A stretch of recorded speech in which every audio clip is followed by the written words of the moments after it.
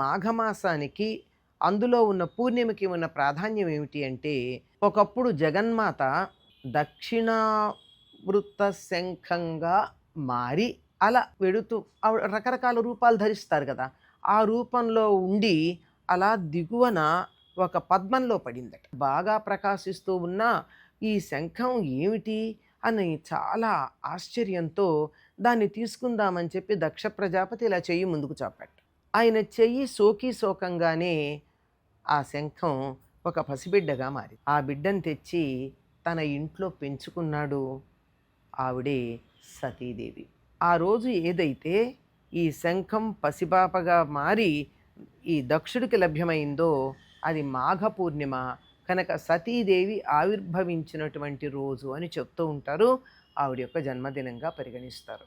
అంతేకాదు ఇది జ్ఞానప్రదమైనటువంటి రోజుగా చెప్తారు. నిజమే మరి, సమస్తమైనటువంటి జ్ఞానానికి మూలం సూర్యుడే కదా!